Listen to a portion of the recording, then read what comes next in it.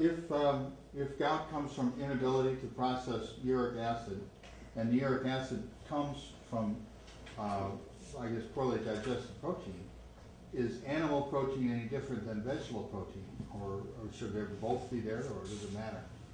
Well, if you have vegetable protein, you're always going to have vegetable fats accompanying it. You're also going to have a high amount of alkalinity. Not something that the body utilizes properly. So it'll take you twice as long to heal with that kind of mixture. And also vegetable oils in the human body. Remember, herbivores, animals that eat vegetation, have a body temperature of 101 to 105 degrees all the time. If they go into a fever, it can get up to 107 degrees, 108, sometimes 110. Ours can go up to 106.8. That's the highest I've ever seen it. And on this diet, no brain damage, even if it goes that high. Just eat some tomatoes and the vitamin A and all of that. The acids in it will bring the temperature down anyway. Not that you want it, but if people start panicking, that's what I suggest in the book, if they panic from fever. So the herbivore has a very high body temperature. So it handles the vegetable oils very well, keeps them fluid. At the human body, normal temperature is 98.6 and lower. Vegetable oils, if we use vegetable oils in our cells to structure the cell, it will have a tendency to crystallize. Crystallize. That's what causes hardening of the arteries and heart, not animal fats. Again, they want to confuse you. Take a look at the tribes who only eat cooked meat and almost no vegetables. They'll chew on some vegetables once in a while, eat a little bit of fruit, like in Borneo, New Guinea. These are 90% cooked meat eaters. They have no they have no arterial sclerosis, they have no heart disease. You mean raw meat? No, they eat cooked meat. They still don't have it. Huh. That's what I'm saying. Even cooked meat, raw fats, meat fats do not cause arterial sclerosis or heart disease. Yet our medical profession and the pharmaceutical industry are conditioning you every day. There talks about drugs, there talks about a food, advertising of food. Oh, this will lower your cholesterol level, this will keep you from heart disease, and they're selling margarine and vegetable oils, which do just that, create heart disease. When people mainly ate animal fats before pressed oils came into fashion, how many heart attacks were there a year? How many people died of heart attacks? 1 in 500,000? Now what is it? 1 in 3.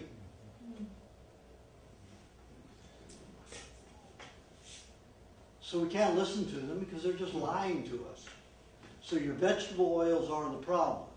So you've got gout, that just means you've got a lot of toxic proteins in your body from having been thin a long time.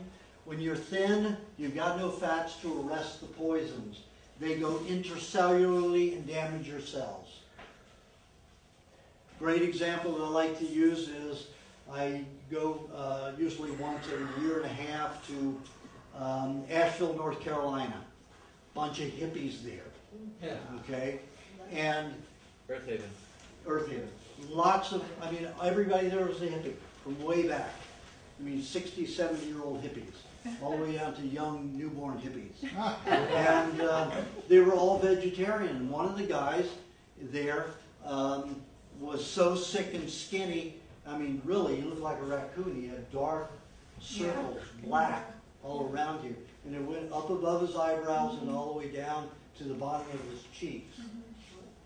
And gray skin. So he started doing the diet in the closet, all around these vegetarians. And he started blossoming, getting healthier, and everybody's saying, what are you doing? Can't tell you. Can't tell you. So finally, after a year, everybody started getting upset because they saw this transformation in a year.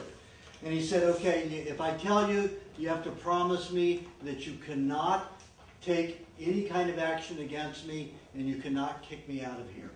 And they agreed. But they still tried to kick him out when they came.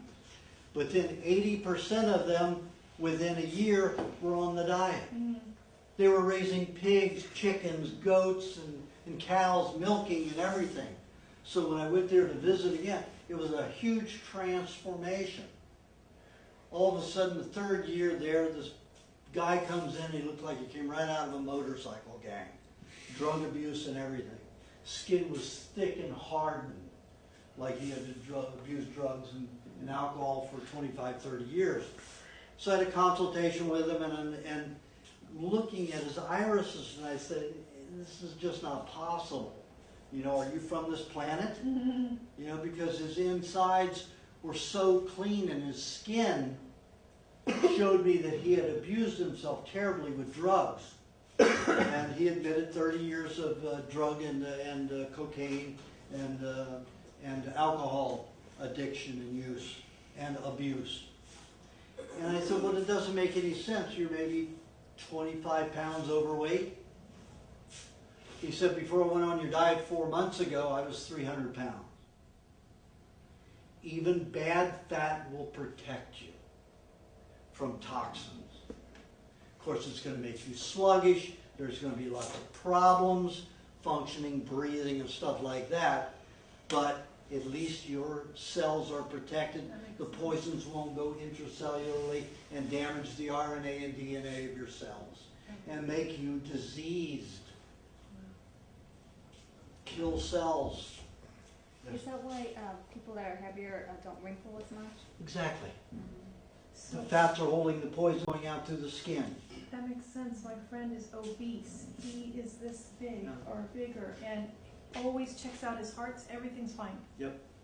But the medical profession tells you now overweight is terrible. Now they're going about the children. Why?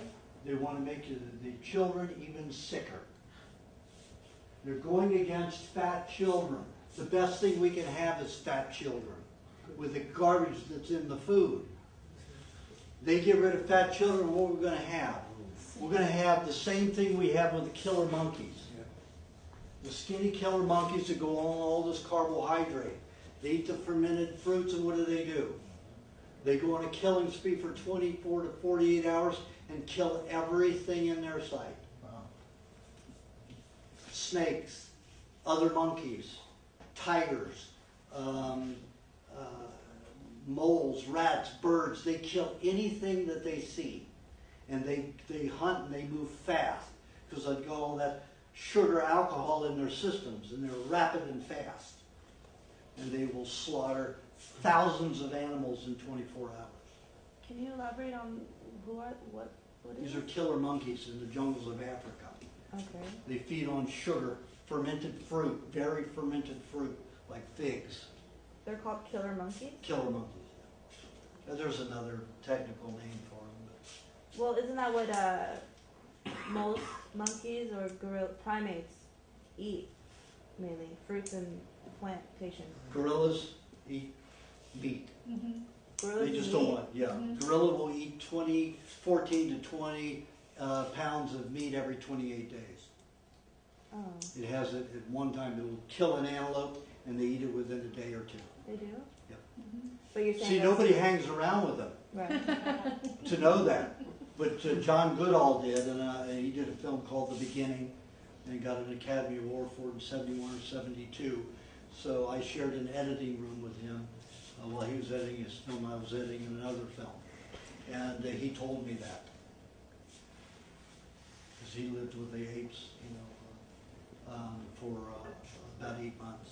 But it's not like They broadcasted? don't do it every day. No, nobody advertises this stuff. Okay. And the gorillas, man, they're laid back. They roll around, they pick each other, they have a good life. They have a good life.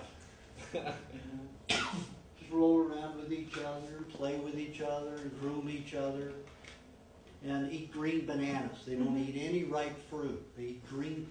If you ever tried eating a green banana, they eat the rind with it. the Yeah. peel on it, it's like alum.